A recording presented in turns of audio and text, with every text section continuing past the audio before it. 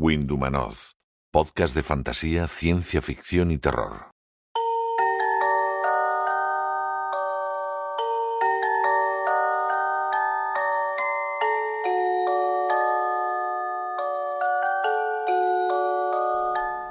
Hay casas que parecen estar vivas.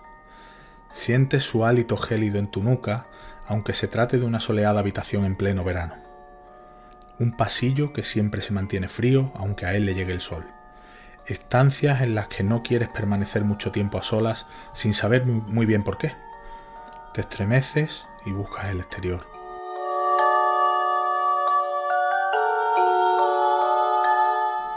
Hay otras casas que florecen como cadáveres incorruptos que en su corazón albergan espectros de quienes allí vivieron.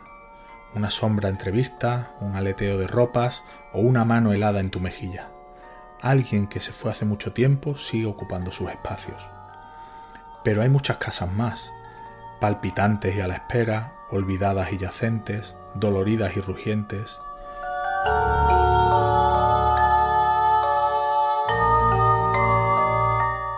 Así comienza el prólogo de José Luis Forte al ensayo del que vamos a hablar hoy, Infestación, una historia cultural de las casas encantadas. Su autora es Érica Couto Ferreira y está hoy con nosotros. Ella es historiadora especializada en el Próximo Oriente Antiguo, redactora y traductora. Durante años se ha dedicado a la investigación. Ha publicado un buen número de artículos y libros sobre medicina antigua, salud femenina y rituales terapéuticos. Cultiva su pasión por el terror y la literatura de lo extraño en el blog En la Lista Negra, desde el que disecciona obras de temáticas inusuales, de esas que tanto nos gustan aquí. Y junto a José Luis Forte, el autor del prólogo de su libro, conduce el podcast Todo Tranquilo en Dunwich, dedicado también, al igual que Windhumanoz, a la literatura fantástica, la ciencia ficción y el terror. Ha publicado los ensayos Cuerpos, las otras vidas del cadáver, por Gas Mask Editores en 2017, e Infierno, el más allá en la Mesopotamia antigua, por Aurora Dorada Ediciones en 2020. Ha publicado también relatos de ficción en varios medios y antologías y, por cierto, tiene uno muy interesante en el número 8 de nuestra revista, titulado La brujería en la literatura fantástica anglosajona.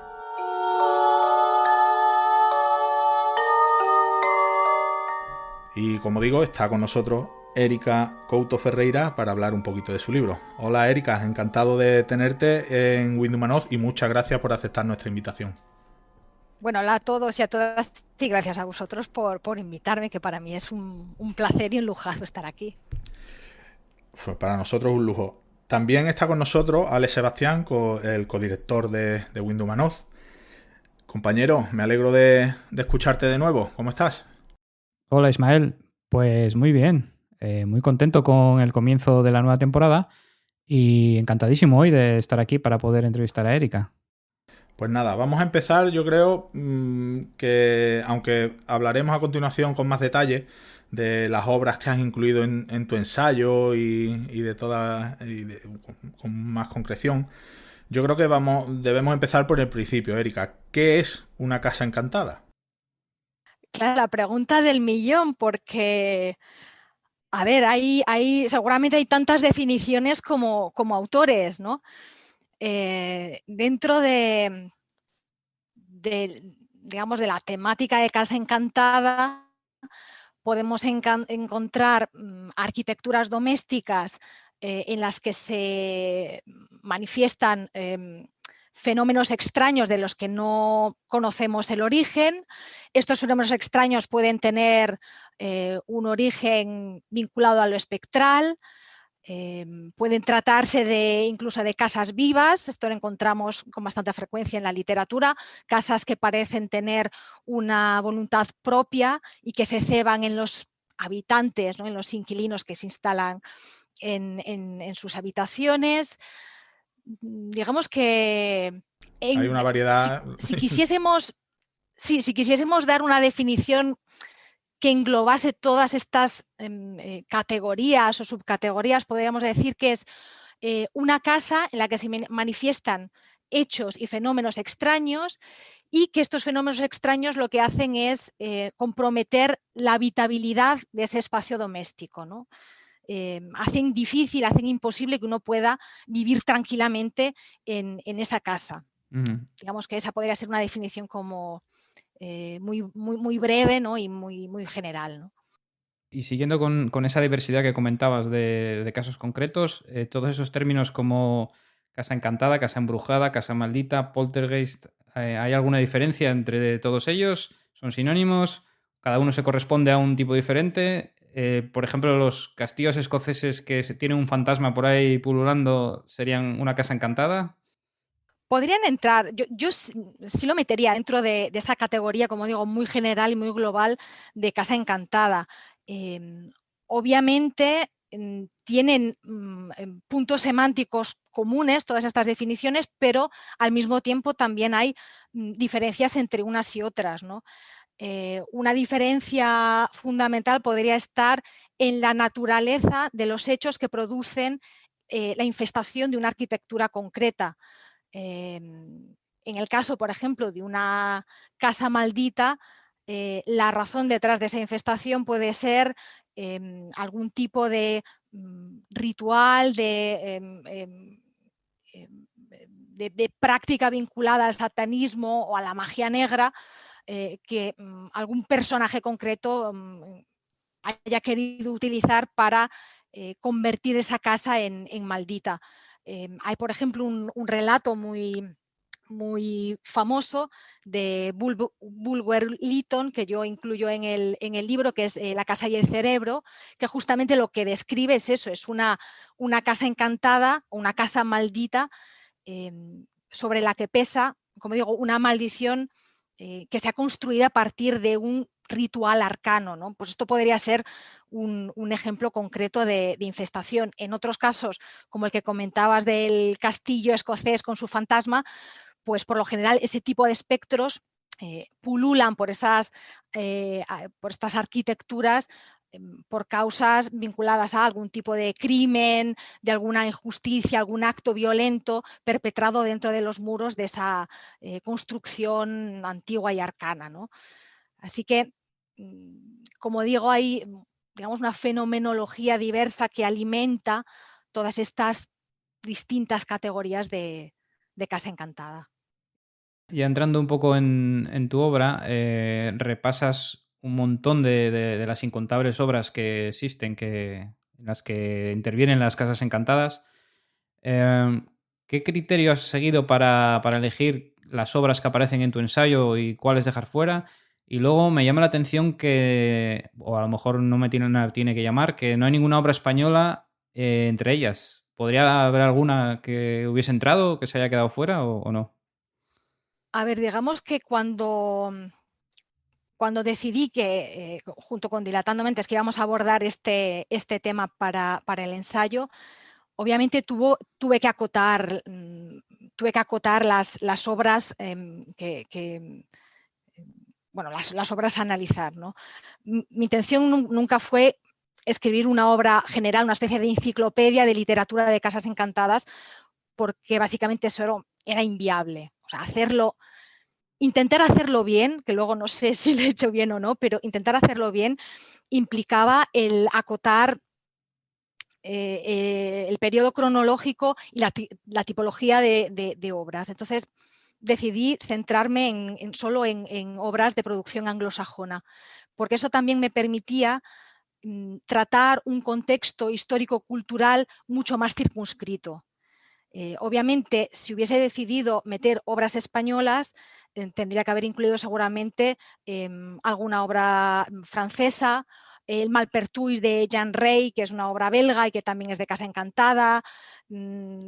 Entonces, si uno se centra en literatura europea, ¿por qué no incluir también obras de la tradición oriental? Entonces, eso habría sido una obra mastodóntica, difícil de abordar y que seguramente no me habría permitido trabajar con ese material de contexto histórico que me interesaba mucho para el tipo de ensayo que quería hacer, ¿no?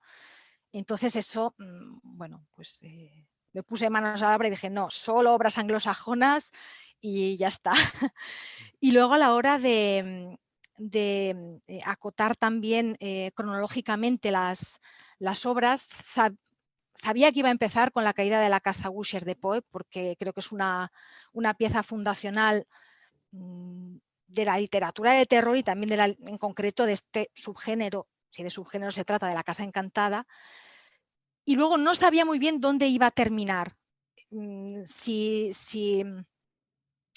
convenía terminar el libro en plena contemporaneidad o no. Y a medida que iba, pues eso, que fui leyendo, vi claramente que La maldición de Hill House de Shirley Jackson era un buen punto para acabar el libro, sobre todo por dos motivos. Primero, porque creo que es una obra muy madura en la que La casa encantada acaba por ser o acaba por utilizarse para hablar de la mente rota, por un lado, y eso significaba el final de un largo recorrido que comienza con La casa encantada como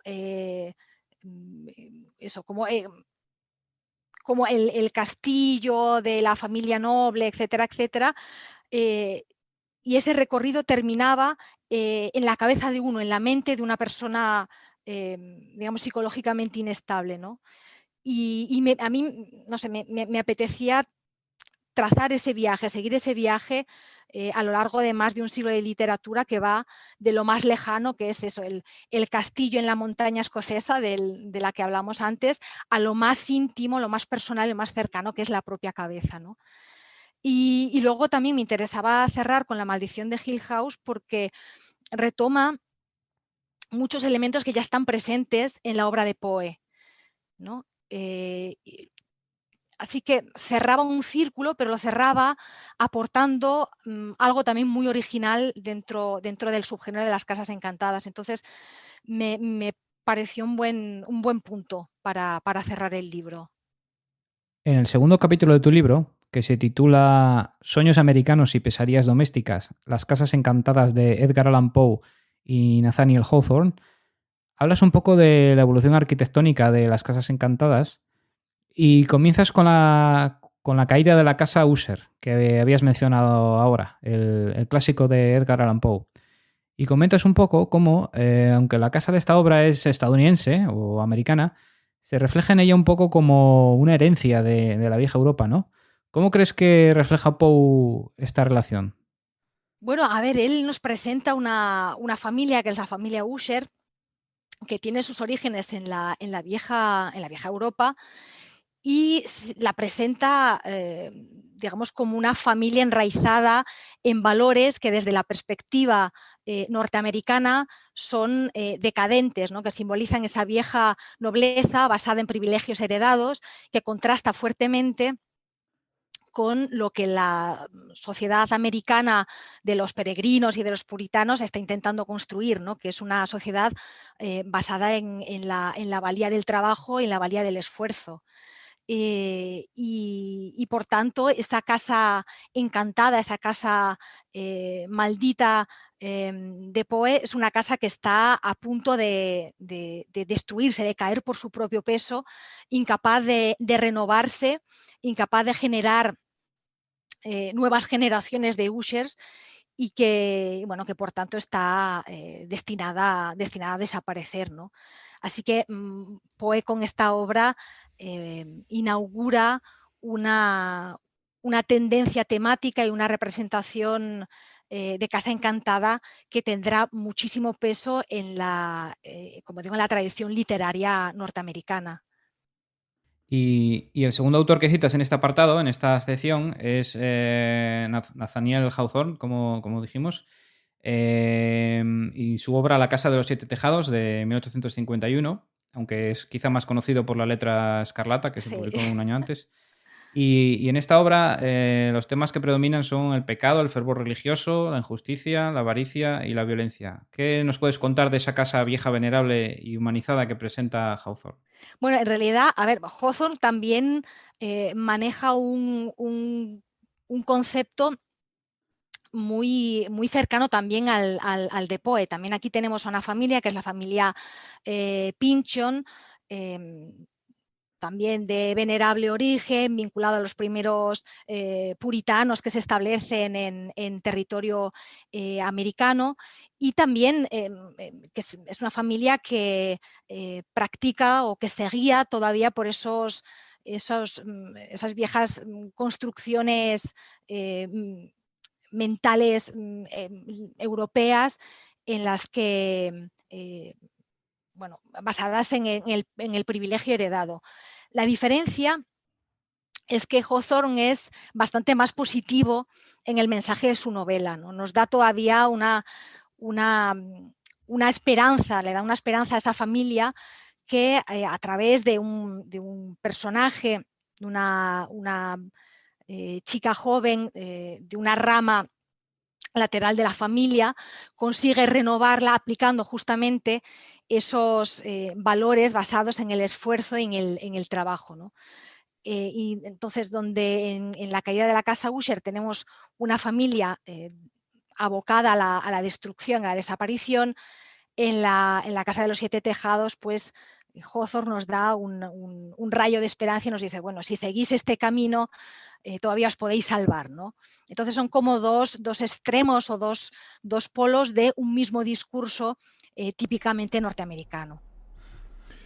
Vamos a llegar ahora a un capítulo que la verdad es que es de mis favoritos, también porque curiosamente es de las obras que cita, yo creo que es de las que más he leído.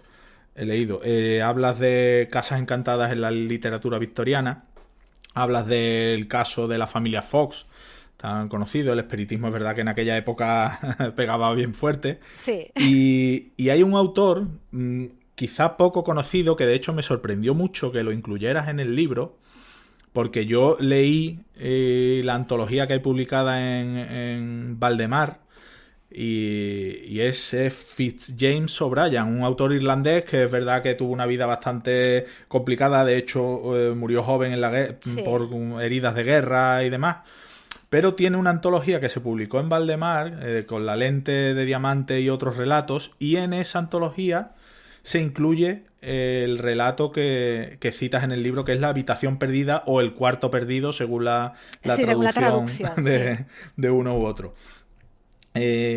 Como te digo, está en Valdemar, en la colección El Club Diógenes número 89. La verdad es que son 7 narraciones breves de O'Brien, y la verdad es que están muy bien y las recomiendo.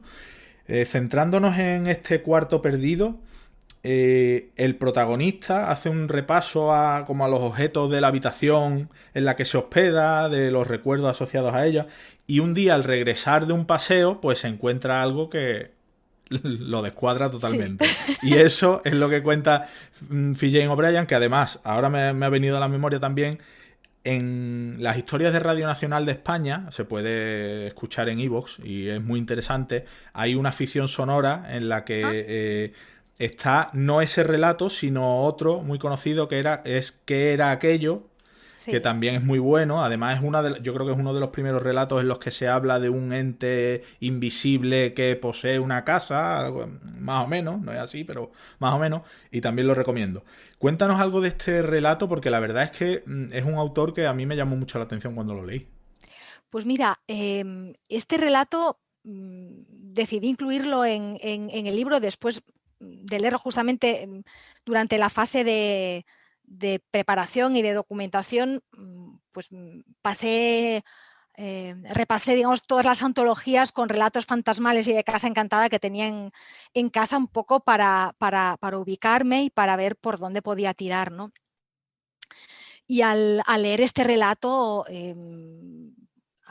supe que tenía que incluirlo, porque presentaba toda una serie de elementos temáticos que me interesaban mucho, que me permitían establecer relaciones internas con otros relatos y otras obras que sí pensaba comentar.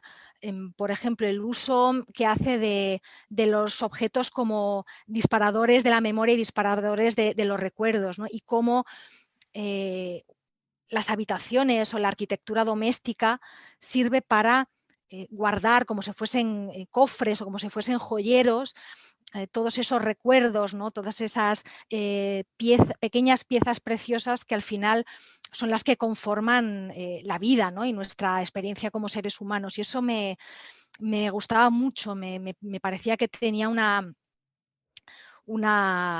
fuerza intrínseca muy, muy interesante, ¿no? Y también otro elemento que me interesaba mucho de este relato es esa idea de cómo estas entidades extrañas que irrumpen en la habitación son capaces de poner en jaque toda esta vida ordenada, ¿no? Todos esos recuerdos dispuestos uno al lado del otro en una habitación, ¿no? Y que de alguna manera habla de cómo podemos perder lo que somos, lo que nos define, ¿no? Esos recuerdos, esas piezas de vida de un día para otro y sin saber muy bien el qué, ¿no? También esa atmósfera extraña, onírica, que consigue crear el autor también me parecía muy, muy adecuada para el libro. Y luego, como has comentado tú, Ismael, también es un autor que quizás no es de los más conocidos dentro de la literatura de terror. Seguramente los que somos acérrimos de Valdemar sí que lo sabemos, Sí. o los que picoteamos mucho de antologías, pues también su nombre suele aparecer, ¿no? Pero si no, eh, digamos, es menos habitual que otros autores.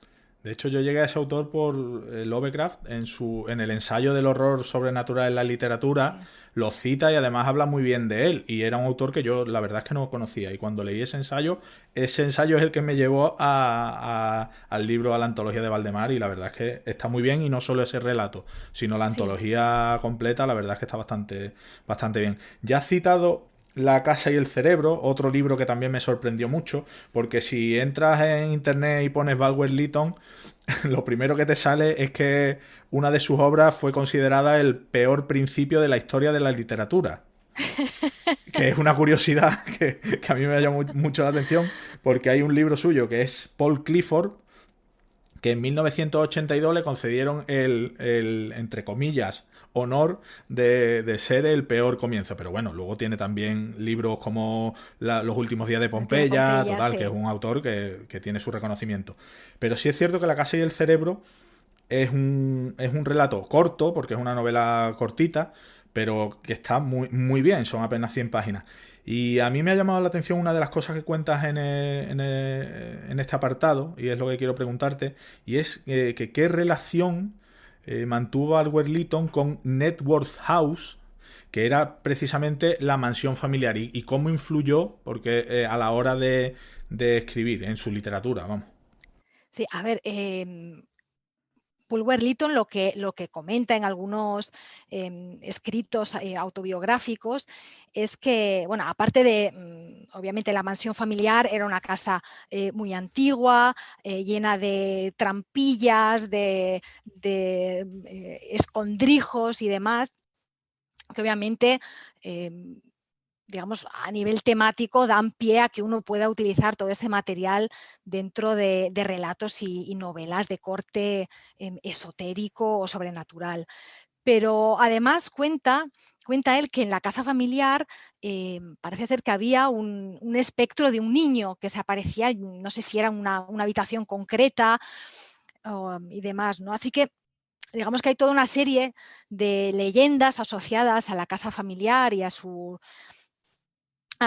bueno, a su vida allí que seguramente un poco le ayudaron a crear, a pergeñar alguna de sus historias. Además, Bulwer Lytton, como buen ocultista y muy dado a los estudios esotéricos, pues también solía invitar a su casa pues, a mediums, a gente del mundillo de lo oculto y de lo paranormal, y supongo que todo eso actuó como entre interés personal y vivencias asociadas a esto. Seguramente funcionó todo esto como un caldo de cultivo para crear algunas de sus historias. La verdad es que La Casa y el Cerebro es, ya te digo, también la recomiendo. Y a mí que me gusta la literatura detectivesca también, es que es una historia como una especie de historia de detective sobrenatural. Y la verdad es que eso es un punto a favor de esta historia, ¿verdad? Sí, es que conjuga muchos elementos, porque es de Casa Encantada, pero es también de investigación sobrenatural, tiene un toque también de brujería y magia negra, tiene muchos elementos de esa literatura que nos gustan, ¿no? Entonces es lógico que a los que, sobre todo también a los que nos gusta la literatura un poco más viejuna de terror, pues es normal que caigamos en las redes de Wolverhampton, ¿no? Sin duda. La siguiente obra de la que hablas es El testamento del hacendado Toby, de Sheridan Le Fanu o Le Fanu, no sé cómo se pronuncia, dónde va el acento. Yo siempre digo Le Fanu, pero tampoco lo tengo muy Yo claro, también, ¿eh? Le Fanu. Pues Le Fanu. Y bueno, es un autor que todos conocemos por Carmila, ¿no? Porque es un gran clásico inmortal, ¿no? Que influyó a otros clásicos también, como Drácula, que vendría casi 20 años después. Y lo que quizá no se sabe tanto de Le Fanu es que también usó mucho las casas encantadas en sus obras, ¿no? ¿Nos puedes contar sobre ello? Sí, a ver, tiene bastantes relatos con Casa Encantada, ¿no?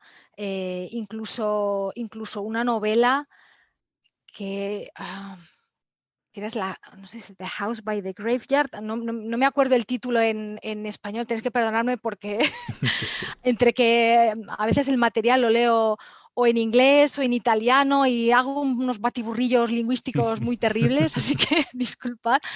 Pero bueno, tiene también esta novela que no estoy segura, creo que no está traducida al español, o si la han traducido hace muy poquito, en el que también la casa tiene una centralidad especial, ¿no? Yo creo que para los autores victorianos, la casa goza de un rol fundamental, incluso en los relatos que por lo general se clasifican como relatos espectrales o relatos de fantasmas. Al final la arquitectura es esencial porque casi siempre las apariciones fantasmales se suceden en casas, en castillos, en mansiones, en espacios domésticos, ¿no? Con lo cual, digamos que toda esa abundancia de literatura espectral al final usa como medio de expresión eso, la arquitectura y la casa, ¿no? En Sheridan Le Fanu también. Y en concreto, en el testamento del hacendado Toby, lo que encontramos es también una casa familiar ligada a la nobleza campesina, a la nobleza rural británica. Obviamente se reincide en esa idea de la nobleza rural como un ejemplo tendente a la decadencia, y encontramos pues, como un litigio entre dos hermanos y una herencia que no va a parar al legítimo propietario, al primogénito, se convierte en una excusa, en un pretexto para que la casa acabe siendo infestada por el espíritu del padre muerto. Hay una editorial que está haciendo una labor bastante interesante de recuperación de algunas autoras últimamente, de literatura victoriana de terror y de suspense, que es la Biblioteca de Carfax. Ha publicado, como sabéis, bastante, está publicando libros muy buenos, entre ellos, por ejemplo, Mary Elizabeth Braddon, que la citas también en tu libro. La antología es El rostro en el espejo y otros relatos góticos, pero hay bastante más. Y prestas especial atención en tu libro a Charlotte Riddle y a Margaret Oliphant. ¿Por qué esa incidencia en esas dos autoras? ¿Es por algo en concreto, algo personal o algo que las relaciona especialmente con las casas encantadas, imagino? Bueno, a ver, son dos de las muchas autoras victorianas que utilizaron el motivo de la Casa Encantada para reflexionar sobre aspectos relacionados con la condición femenina, la vida familiar, la vida matrimonial y demás. ¿Por qué estas dos autoras? Pues seguramente porque eran dos autoras que ya había leído antes de abordar el libro, que las conocía, que había tenido ocasión ya pues de pensar un poco más o de reflexionar un poco más sobre su obra y por eso básicamente, ¿no? Aparte de que las dos, cada una a su manera, presentan lecturas un tanto diversas de la Casa Encantada, ¿no? Charlotte Riddle se centra mucho en los aspectos económicos ligados a la casa, mientras que Margaret Oliphant incide más en los aspectos vinculados al sentimiento religioso, al afecto, a la necesidad de que los padres de familia se acerquen más a posturas femeninas en el sentido de posturas más ligadas a la compasión, al sentimiento, al afecto, a la hora de tratar conflictos, conflictos familiares, ¿no? Y digamos que esas dos posturas, que no son contrastantes sino complementarias, me interesaban, ¿no? Porque aportaban cada una lectura diferente, pero como digo, complementaria y cercana de la Casa Encantada, ¿no? Y hablas también de otra obra, El fantasma de Hill House, de Sí. Charles William Bale, que es un autor que tenía un gran interés por cosas como el hipnotismo, el esoterismo, lo oculto, la teosofía, el espiritismo, todo eso que estaba muy de moda a finales del siglo XIX.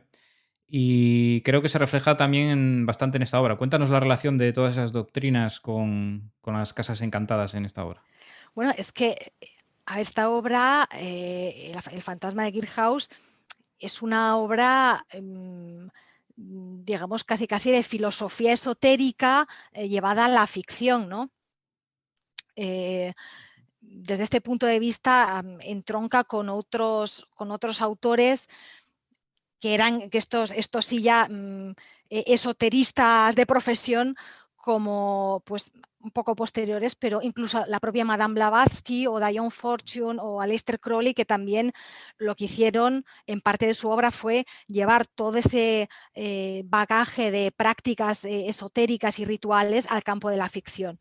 Pues Bill también lo hace y mezcla aspectos de los registros acásicos con el budismo, con también teorías de lo espectral un poco más ligadas a la tradición victoriana, y nos cuenta, básicamente, no deja de ser una historia de amor y redención, especialmente de un personaje femenino que luego descubriremos que es una especie de espectro encarnado, ¿no? Hecho físico por toda una serie de mecanismos esotéricos bastante complejos. Pero eso, que no deja de ser una historia de amor y redención con un mensaje feliz final, pero que está trufado por toda esta serie de discursos tomados de los Vedas, de textos esotéricos orientales y demás, ¿no? Digamos que el autor tomó todos sus intereses y lo volcó en esa novela que por momentos, todo hay que decirlo, resulta de lectura un poquito densa, porque hay una parte, como digo, más teórica, que para el lector de terror puede resultar, no voy a decir indigesta, pero un poquito igual un poquito pesada, ¿no? Pero no deja de ser una obra muy interesante porque de nuevo nos da una lectura diferente, personal, de lo que puede ser una casa encantada, ¿no? Y llegamos ya al siglo XX, porque hablas de, bueno, de la influencia que tuvieron las guerras en la literatura y tal. Hablas de una autora que yo creo que merece casi un programa por sí misma, que es Edith Nesbit, que también es otra de las autoras que la biblioteca de Carfax ha recuperado con el... No recuerdo cuál es el relato. Tiene ahora mismo una antología de relatos que ha publicado Carfax, pero no recuerdo exactamente el nombre. Yo tampoco recuerdo, pero bueno, sí. Uno de ellos. La conozco, sí. En el libro te centras en 2 relatos, porque en este capítulo citas un par de relatos de cada autor. Citas La sombra y La casa del silencio.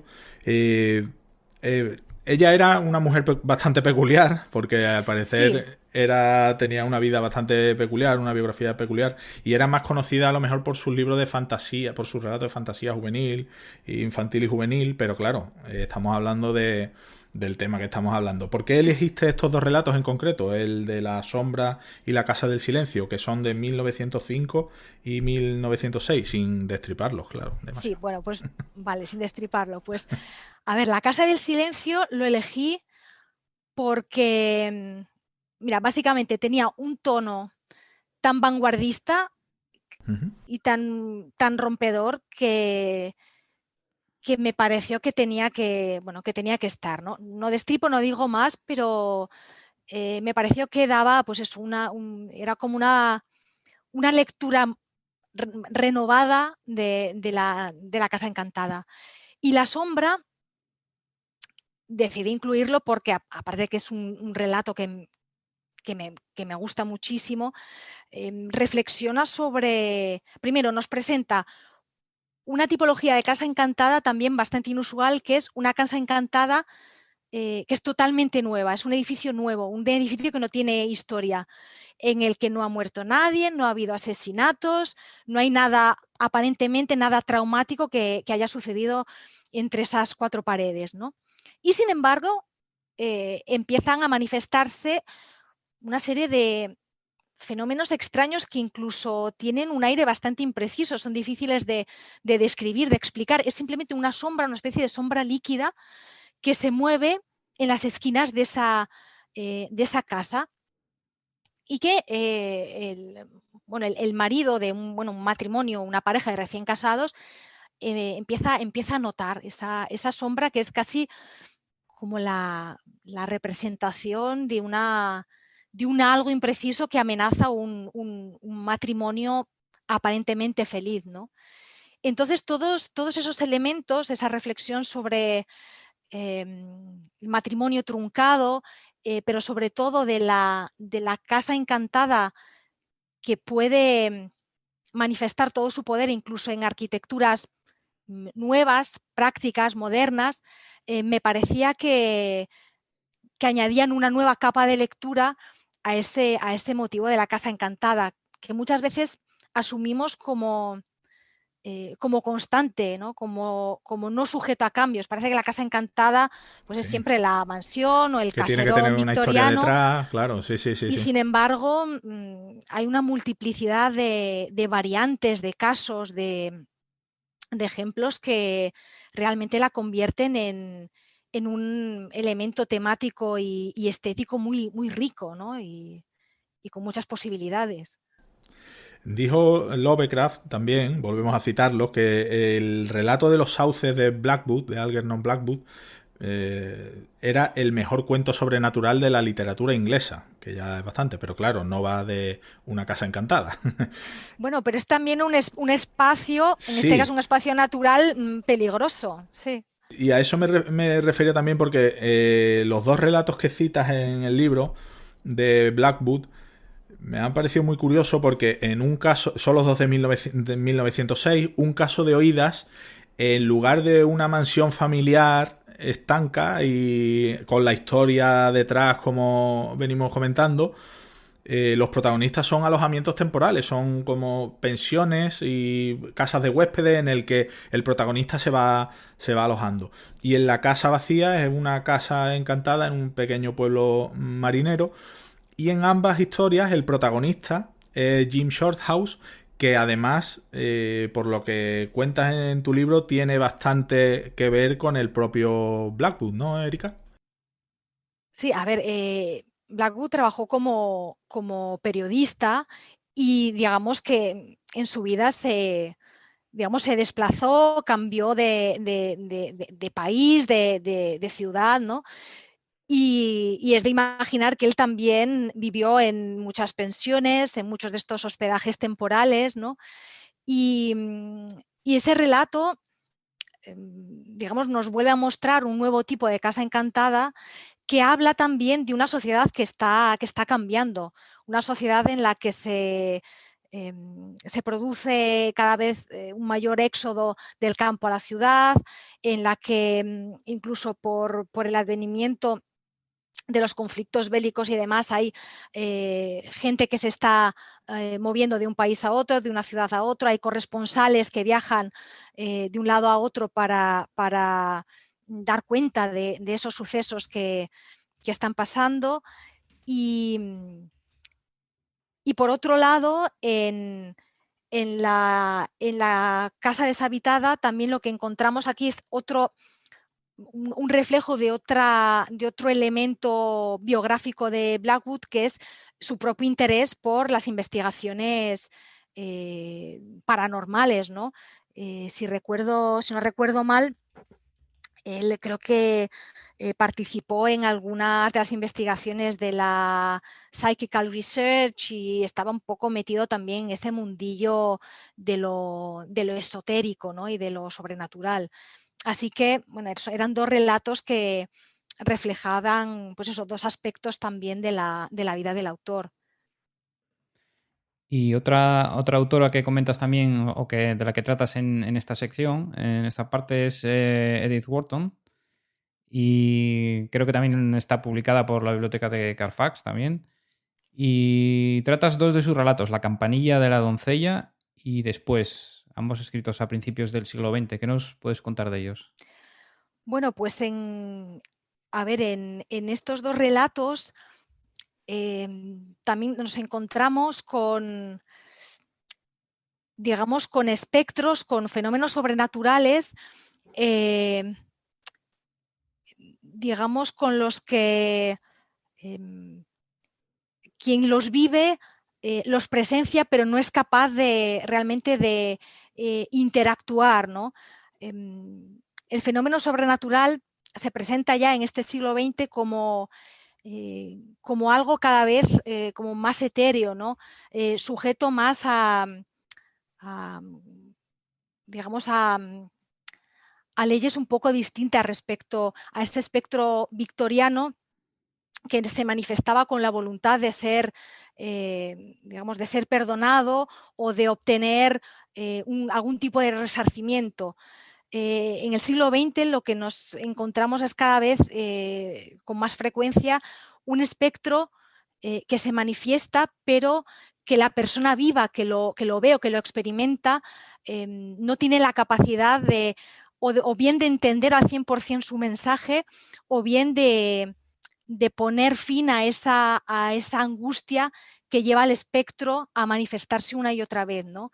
Hay digamos, hay una cesura, una ruptura cada vez mayor entre lo humano y lo espectral, ¿no? Y en estos dos relatos de Edith Wharton lo observamos. En La campanilla de la doncella nos encontramos con una criada que asume su puesto en la casa de una señora y que ve cómo el espectro de su antecesora sale al pasillo y la guía hacia una casa de la que, bueno, se supone que hay ahí un algo que intenta revelar, pero que nuestra criada protagonista nunca llega a descubrir al 100%. Y después lo que encontramos es digamos, es básicamente un fantasma cuya presencia o cuya naturaleza solo se verifica, ¿no? Solo es descubierta por los vivos que la experimentan después de que se haya manifestado. Es decir, cuando el espectro se presenta, el vivo nunca sabe que se está encontrando con un espectro, ¿no? Es cuando se da cuenta de que ha tenido tratos con lo sobrenatural, ya es demasiado tarde. Y entonces aquí encontramos de nuevo una nueva vuelta de tuerca a lo que es el espectro y a lo que es la casa encantada, ¿no? Cada vez hay pues eso, un espacio separador más fuerte entre los vivos y los muertos, entre la esfera de lo contemporáneo y esa esfera de lo espectral y del pasado, ¿no? Que es, yo diría, uno de los elementos distintivos de la literatura fantasmal y de casa encantada del siglo XX. Y hablas también de La habitación de la torre, de una obra del escritor Edward Frederick Benson, de 1912, y es un autor más conocido por su serie de novelas de Map y Lucía, que son 6, creo que Impedimenta ha publicado 4 de ellas, pero también es un autor que cultivó mucho el cuento fantasmal, creo que escribió casi 100 o por ahí. Sí, un montón. En tu libro destacas el de La habitación de la torre, y creo que es uno en el que el onírico está bastante presente, ¿no?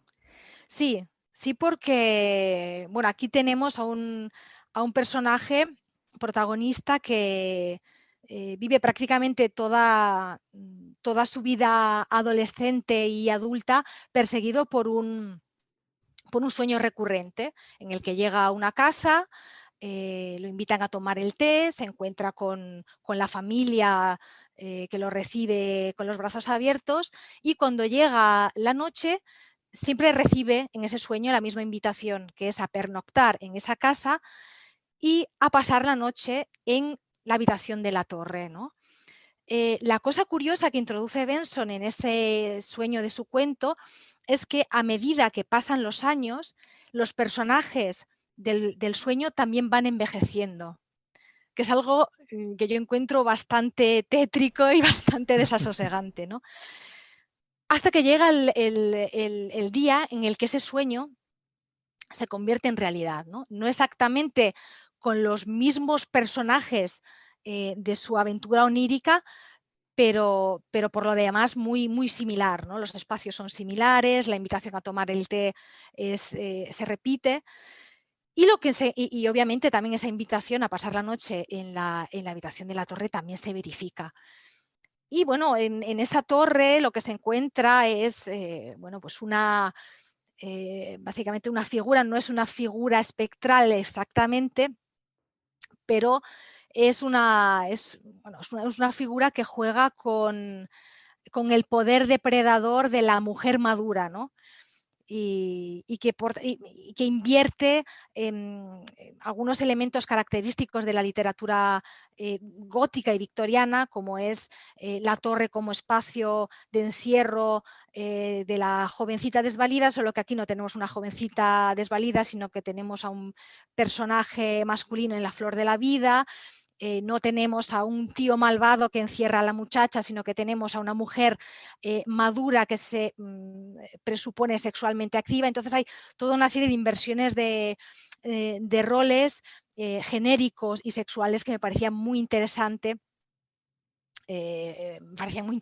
para comentar y para incluir en el libro, ¿no?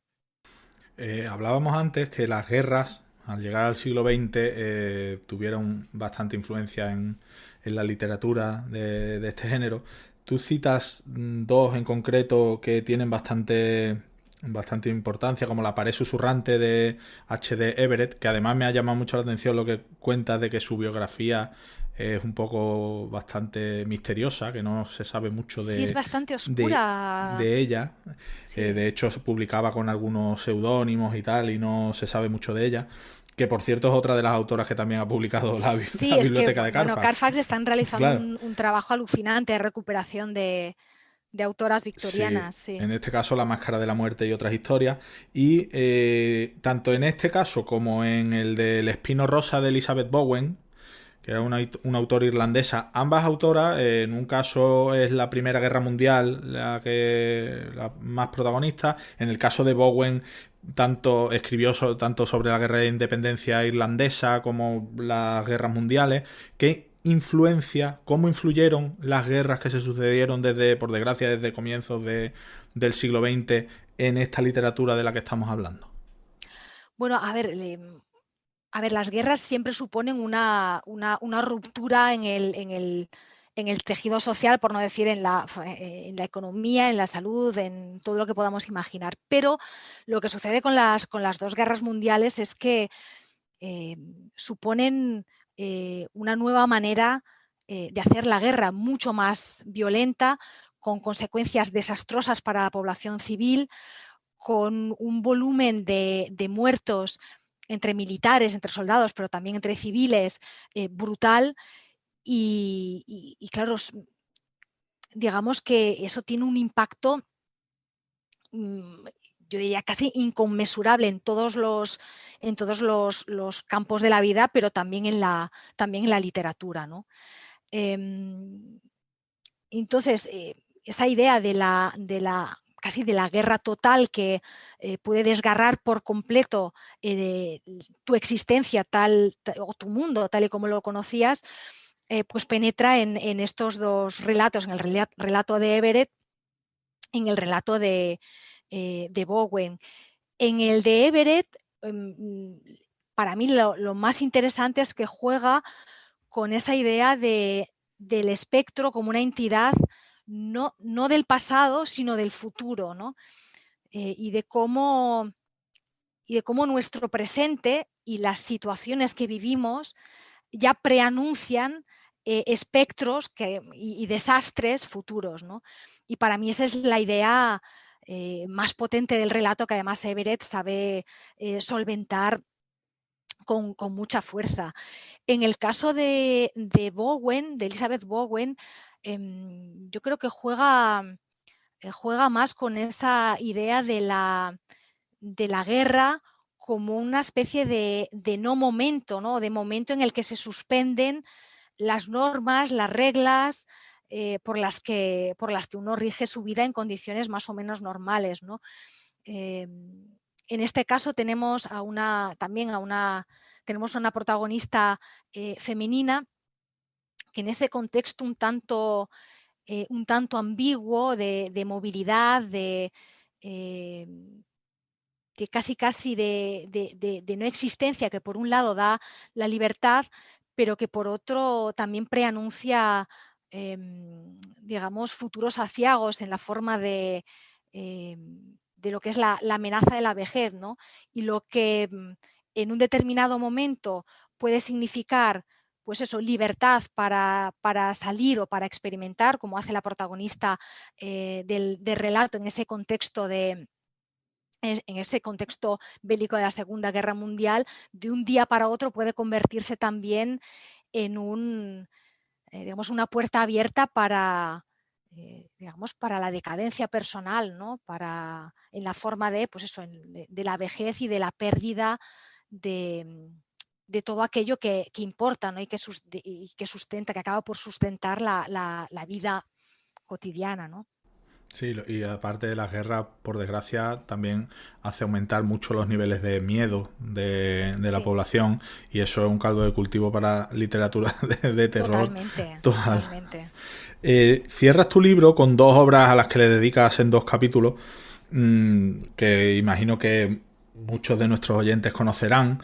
Te iba a decir, vamos a visitar Manderley, pero casi mejor decirte Menabili, porque cuentas en tu libro que la Casa de los Secretos, como influyó mucho a Daphne du Maurier a la hora de crear esa Manderley de Rebeca. ¿Qué nos puedes decir de esta relación? Porque la verdad es que me ha llamado mucho la atención. Sí, pues Manderley se puede considerar como un trasunto de una casa, una casa en Cornualles, la casa de Menabili, de la que Daphne du Maurier literalmente se enamoró en sus años mozos, ¿no?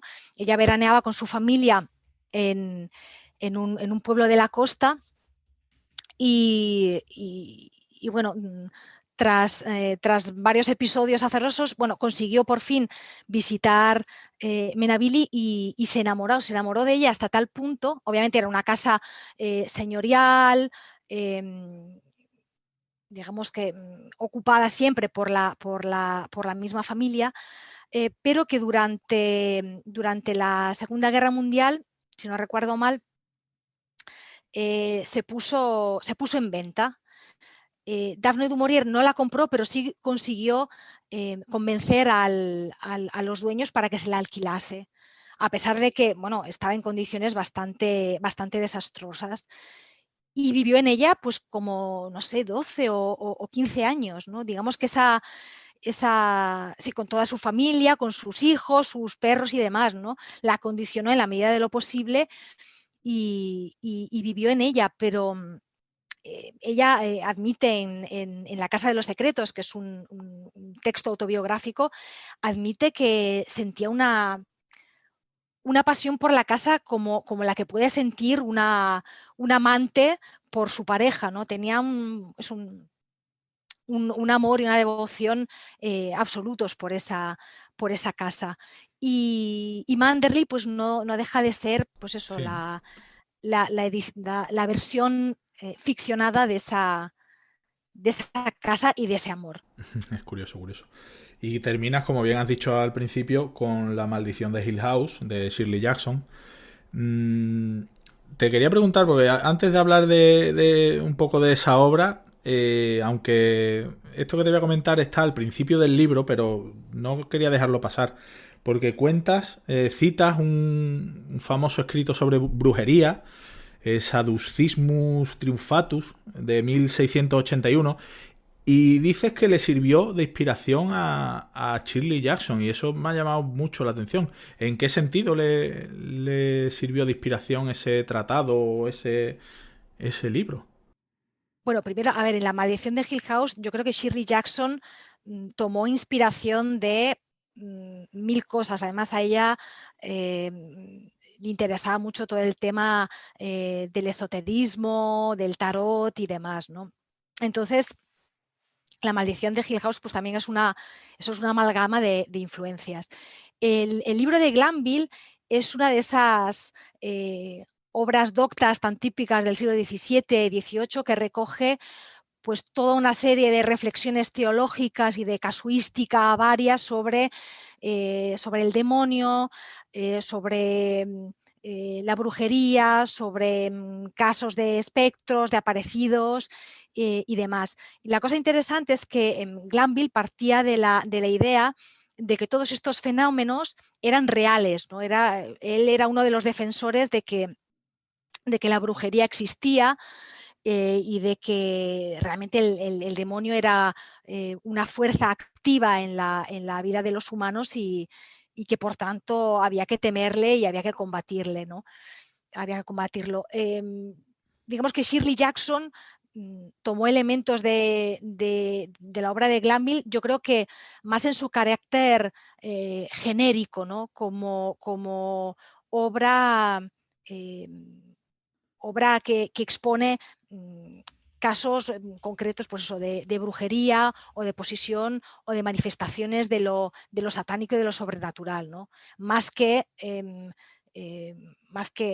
a ver, no quiero decir con esto que Shirley Jackson hubiese usado específicamente al detalle la obra de Glanville para escribir Hill House, sino que más bien fue por ese interés por lo esotérico y lo sobrenatural, por lo que utilizó la obra de Glanville, entre muchas otras obras, para, digamos, inspirarse a nivel, digamos, más de atmósfera o de estética para... ¿Y quién era Nandor Fodor? Porque es que, ya te digo, yo he leído la obra de Shirley Jackson, pero claro, lo interesante, una de las muchas cosas interesantes de tu libro es que te hace descubrir conexiones de los autores y las autoras con personajes que la verdad es que este hombre creo que era psicoanalista, ¿no? Por lo que cuentas en tu libro. Era psicoanalista. Bueno, él en realidad se licenció en Derecho, pero luego pues se reconvirtió al psicoanalismo, era también un investigador de fenómenos paranormales y sobre todo del fenómeno poltergeist, ¿no? Y bueno, llevó a cabo distintas investigaciones durante los años 20, 30 sobre todo, de todo este tipo de fenómenos. Y publicó obras en las que exponía pues, los resultados de sus investigaciones. La cosa curiosa es que cuando Shirley Jackson está escribiendo su obra, bueno, Fodor ya había publicado distintos artículos y distintas obras sobre el fenómeno poltergeist.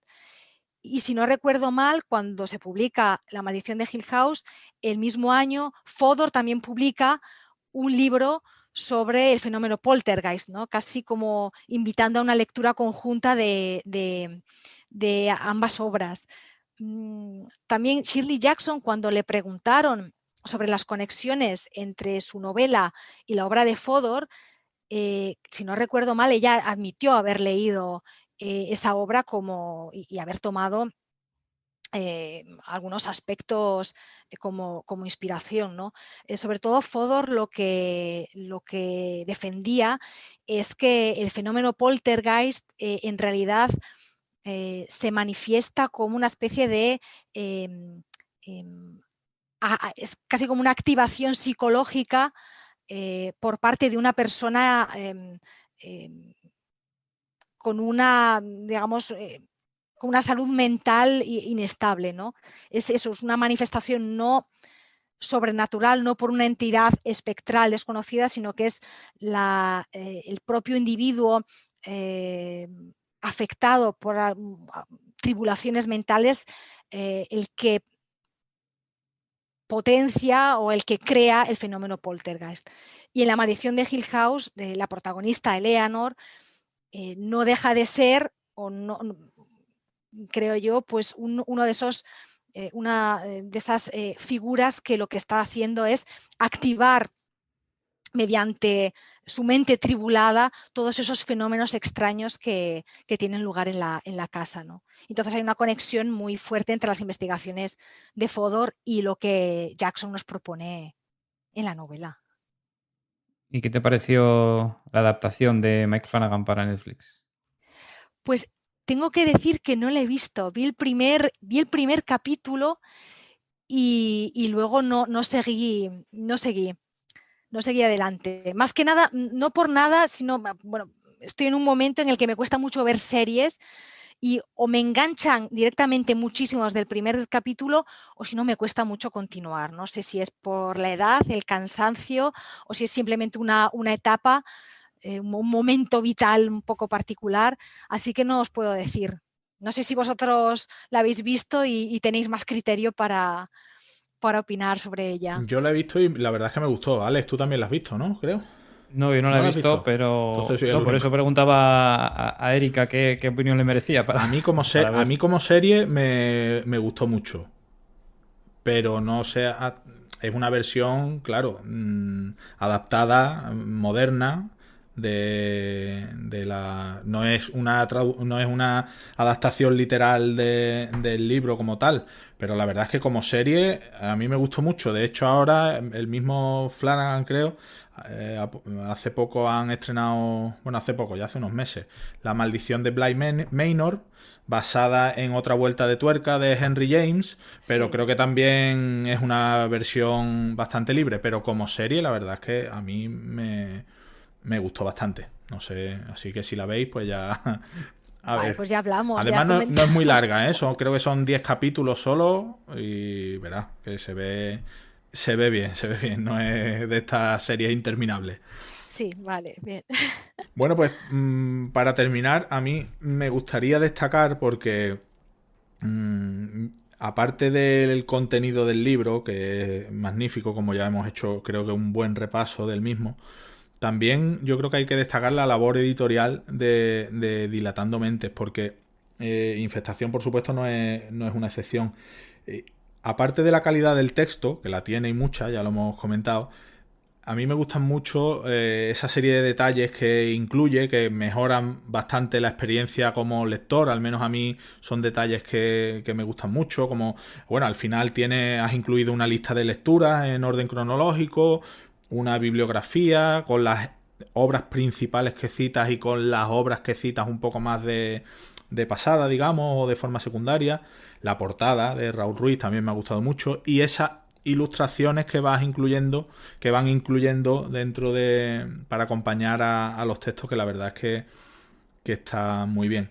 Vamos, en definitiva, recomendamos, por supuesto, el libro de Erika, porque ya no solo como lectura de entretenimiento, sino también como libro de consulta, porque con la información que incluyes en el libro ya no es solo que lo leas para entretenerte, porque uno se divierte mucho leyéndolo, pero aparte yo estoy seguro de que este libro en más de una ocasión lo voy a recuperar en algún momento en el que quiera escribir sobre algo o quiera saber un poco más de alguno de estos libros, recuperarlo, porque hay unos datos, la verdad es que muy interesantes. Por cierto, Erika, antes de despedirte, ¿qué nos cuentas si tienes algo por ahí en proyecto? Porque este libro que lo has dejado en Hill House, yo no sé si tú sigues recopilando información de obras que se han publicado con posterioridad o estás con otras cosas. No, yo recopilo, a ver, yo normalmente cuando termino algún proyecto, tanto si es un artículo pequeño, un libro, siempre dejo, tengo ahí la carpeta abierta y voy incorporando material, ¿no? Y suelo crear un documento que siempre es versión extendida, ¿no? Siempre pongo pues el título de la obra y ampliado o versión extendida. Y ahí voy metiendo pues otras referencias, artículos, material vario. Y lo hago siempre, ¿no? Con lo cual acabo con pues mega carpetas, con un montón de cosas. Y bueno, pues con Infestación tampoco es una excepción. Sigo ahí recopilando referencias, sobre todo también de obras posteriores a La maldición de Hill House, porque bueno, no se sabe nunca lo que, Claro. lo que puede salir de ahí, ¿no? Y bueno, por otro lado, pues tengo algún proyecto en marcha del que todavía no puedo hablar, pero bueno, sí, estamos ahí trabajando siempre pues en los campos de la literatura fantástica, del ensayo de lo extraño y demás, ¿no? Genial. Pues espero que todos los proyectos que tengas sean un éxito, que estoy seguro de que así va a ser. Bueno, ojalá. Alex, vamos a irnos despidiendo y bueno, gracias como siempre por estar aquí en tu casa. Tú sabes que aquí las puertas están abiertas, que las tenemos siempre bien abiertas para entrar y salir, así que encantado de tenerte aquí de nuevo y de escucharte después del verano en este primer programa de la temporada. Pues nada, ha sido un placer, Isma, y nada, en la siguiente nos vemos. Y a Erika también, hasta la próxima. Erika, encantado de haberte tenido. Muchas gracias por pasar este ratito con nosotros. Creo que hemos hecho un buen repaso a tu libro, que vuelvo a recomendar porque merece mucho la pena. Y nada, hasta pronto. Bueno, gracias a vosotros y es un saludo a todos y a todas. Un abrazo. Chao, un placer. En Windhumanoz queremos traerte lo más interesante de la actualidad de los géneros especulativos, junto con la mejor ficción corta y el mejor arte. También queremos ayudar a los autores dándoles voz y visibilidad. Y para todo ello, necesitamos contar con tu espada. Visita patreon.com/Windhumanoz, echa un vistazo a nuestras recompensas y considera unirte al grupo de amigos que apoyan este proyecto.